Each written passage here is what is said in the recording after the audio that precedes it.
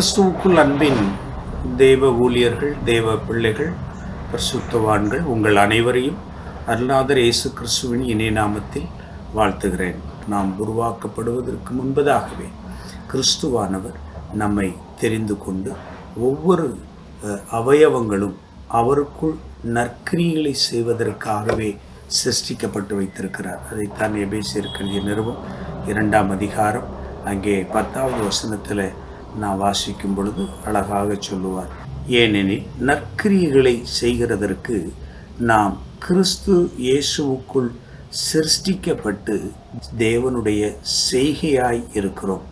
அவைகளில் நாம் நடக்கும்படி அவர் முன்னதாக அவைகளை ஆயத்தம் பண்ணி இருக்கிறார். நம்முடைய ஒவ்வொரு அவயவங்களும் நற்கிரியைகளை செய்வதற்காகவே தேவன் அதை உருவாக்கி இருக்கிறார். அப்படியானால் நீங்களும் நானும் இந்த உலகத்திலே வாழும்போதும், ஜீவிக்கும் போதும், போகும்போதும், வரும்போதும் நமக்குள் எல்லா விதமான நற்கிரியைகளின் ஆசீர்வாதங்கள் இருக்கிறது என்பதை மறந்து போகாதீர்கள். நாம் நற்கிரியைகளுக்கு உண்டானவர்கள், குட் திங்ஸை செய்யக்கூடியவர்கள், நன்மைக்கேதுவான காரியங்கள் நம்முடைய வாழ்க்கையில் இருக்கும்படிக்கு தேவன் நமக்கு அனுக்கிரகம் பண்ணி இருக்கிறார் என்று சொல்லுகிறது. நீதிமொழிகளில் பார்க்கும்போது நன்மை செய்வதும் நன்மையை அனுபவிப்பதும் அதற்காகவே தேவன் நமக்கு இந்த உலகத்திலே நம்மை சிருஷ்டித்திருக்கிறார். அது தேவன் நமக்கு கொடுத்திருக்கிற மிகப்பெரிய அனுக்கிரகம் என்று சொல்லி வேதத்திலே காண்கிறோம்.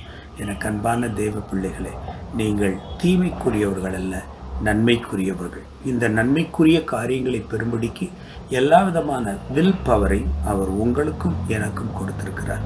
ஆகவே நன்மை தீமை என்ற இந்த இரண்டும் உலகத்தில் இருக்கும் பொழுதே கர்த்தர் அவைகளிலே அதை தெரிந்து கொள்வதற்குரிய மிகப்பெரிய வில் பவரை உங்களுக்கும் எனக்கும் அவர் கொடுத்திருக்கிறார்.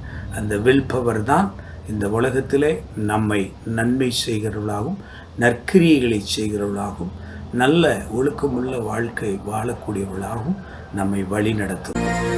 Give thanks with a grateful heart.